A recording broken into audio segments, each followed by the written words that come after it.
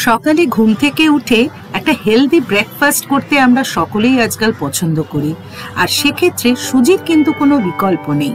আজ সুজি দিয়ে আমি দারুণ ভালো একটা হেলদি ব্রেকফাস্ট আপনাদের বানিয়ে দেখাবো। চলুন তাহলে শুরু করা যাক। Hello viewers, cooking by Abul Tabul channel থেকে আমি সুদেশনা। আমাদের আজকের রেসিপি সুজি দিয়ে হেলদি ব্রেকফাস্ট। এটা বানানোর জন্য প্রথমে কিছু ভেজিটেবলস কেটে নিতে হবে। একটা মিডিয়াম সাইজের পেঁয়াজ নিয়েছি, সেটা ভালো করে ধুয়ে যতটা সম্ভব ফাইন করে কুচিয়ে নেব। পেঁয়াজ দিয়ে বানালে এটা অবশ্যই বেশি টেস্টি হবে, তবে যারা পেঁয়াজ খান না তারা কিন্তু পেঁয়াজ ছাড়াও এটা বানাতে পারেন, সেক্ষেত্রেও কিন্তু খেতে ভালোই হয়।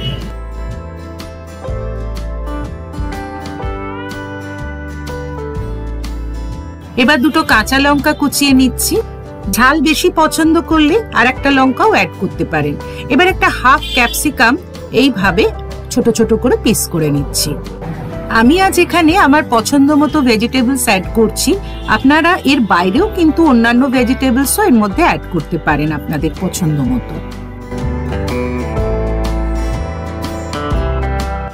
এবার একটা গাজরের গাটা ছাড়িয়ে নিয়ে গ্রেটারের এই বড় মুখটাতে গ্রেট করে নিচ্ছি। এমনিতে বাচ্চারা ভেজিটেবলস খেতে খুব একটা পছন্দ করে না, তবে এইভাবে বানিয়ে দিলে আমি নিশ্চিত ওরা খুব ভালোবেসেই খাবে। এবার কিছুটা আদা গ্রেট করে দিচ্ছি। আদাটা কিন্তু অবশ্যই দেবেন, কারণ আদার টেস্টটা এই রেসিপিতে খুবই ভালো লাগে। বেশ কিছুটা ধনেপাতা খুব ভালো করে ধুয়ে নিয়ে কুচিয়ে নিচ্ছি। ভেজিটেবলস গুলো সব কুচিয়ে নেওয়া হয়ে গেছে। এবার এগুলো একটা ব্যাটার তৈরি করব, তার মধ্যে অ্যাড করব।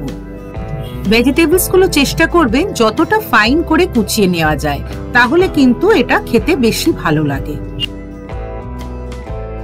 এবার একটা বাটিতে 1 কাপ সুজি নিলাম। সুজির মধ্যে হাফ কাপ টক দই অ্যাড করলাম। একটা চামচের সাহায্যে সুজি আর টক দইটা মিশিয়ে নিচ্ছি। নর্মাল টেম্পারেচারে থাকা জল অ্যাড করছি। প্রথমে একসাথেই পুরো জলটা দেবেন না, অল্প অল্প করে জল দিয়ে এই ব্যাটারটা তৈরি করবেন। স্বাদ অনুযায়ী সল্ট অ্যাড করলাম। খুব সামান্য একটু হলুদ গুঁড়ো দিলাম। এছাড়া 1/4 টিস্পুন সাদা জিরে আর 1/4 টিস্পুন জোয়ান অ্যাড করলাম। সবকিছু খুব ভালো করে ব্যাটারের মধ্যে মিক্স করে নিচ্ছি। ব্যাটারটা খুব ভালো করে ফেটিয়ে নিয়ে এর মধ্যে এক এক করে ভেজিটেবলস গুলো অ্যাড করে দিচ্ছি। আপনারা হয়তো লক্ষ্য করেছেন ধনে পাতার শুধু পাতাগুলো কিন্তু আমি দিইনি, ডাঁটিগুলোও কিন্তু কুচিয়ে দিয়েছি।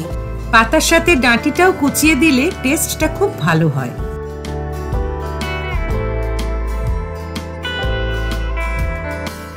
এবার ব্যাটারের মধ্যে ভেজিটেবলস গুলো খুব ভালো করে মিশিয়ে নিচ্ছি।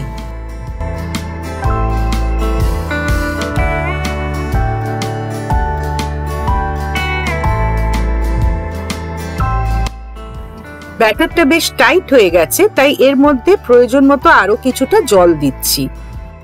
সুজি জল সোক করে ফুলে ওঠে আর তখন এরকম একটু টাইট হয়ে যায়, সেক্ষেত্রে আমাদের কিন্তু এইভাবে বারবার অল্প অল্প করে জল অ্যাড করতে হবে। এবার এটা মিনিট 10 জন্য ঢাকা দিয়ে রাখলাম। 10 মিনিট পরে ঢাকা খুলে আবারও একবার চামচ দিয়ে পুরোটা মিক্স করে নিলাম। আর যেহেতু ব্যাটারটা খুব টাইট দেখাচ্ছে, তাই আরো কিছুটা জল এর মধ্যে অ্যাড করলাম। এই ব্যাটারটা বানানোর জন্য সব মিলিয়ে প্রায় 2 কাপ জল আমার লেগেছে। খুব সামান্য একটু বেকিং সোডা অ্যাড করলাম। পুরো ব্যাটারটা যদি এখনই ইউজ করেন তবেই কিন্তু পুরো ব্যাটারের মধ্যে বেকিং সোডাটা দেবেন। এবার একটা তাওয়া গরম করে রিফাইন্ড অয়েল অ্যাড করলাম। এবার একটা টিস্যু পেপারের সাহায্যে তেলটা তাওয়াতে ভালো করে মাখিয়ে নিলাম। এভাবে করার ফলে তাওয়াটা সিজনড হয়ে গেল আর এক্সেস অয়েলটা টিস্যু পেপার সোক করে নিল। এবার ব্যাটার থেকে কিছুটা করে পোরশন হাতায় তুলে নিয়ে এইভাবে তাওয়ার উপর দিয়ে দিচ্ছি। হাতার ব্যাক পোরশনটা দিয়ে এগুলো একটু ফ্ল্যাট করে দিচ্ছি। ডিপ ফ্রাই তো করব না, একটু ফ্ল্যাট করে দিলে কি হবে, দুটো পিঠই খুব ভালো করে ভাজা হয়ে যাবে। কেউ যদি ধনে পাতার জায়গায় কারি পাতা বেশি পছন্দ করেন, কারি পাতাও কিন্তু কুচিয়ে দিতে পারেন, সেক্ষেত্রে শুধু পাতাটাই কুচিয়ে দেবেন। আর এছাড়া যদি পিনাটস ভালোবাসেন, সেটাকেও একটু থেতো করে নিয়ে ছোট ছোট টুকরো এর মধ্যে অ্যাড করতে পারেন। এছাড়া আমন্ড কুচি বা কিশমিশ যা আপনাদের ভালো লাগে, আর এগুলো সবই হেলথের জন্য ভালো। কাজেই আপনারা আপনাদের পছন্দ মতো আরো কিছু কিন্তু এর মধ্যে অ্যাড করতে পারেন, তাহলে কিন্তু এটা আরো বেশি টেস্টি হবে। যাই হোক, লো ফ্লেমে একটা সাইড ভালো করে কুক করে নিচ্ছি।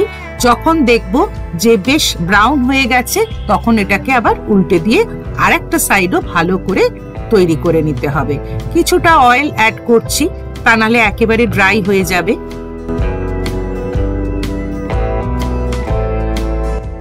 এবার এগুলো একটু হালকাভাবে প্রেস করে এইভাবে ঘুরিয়ে ঘুরিয়ে ভেজে নিতে হবে।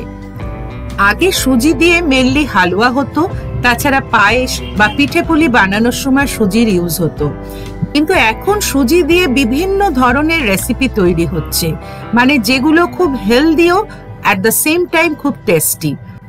সব থেকে বড় কথা হলো, রোজকার এই বিজি লাইফে সঠিক ডায়েটটা কিন্তু খুবই ইম্পর্টেন্ট।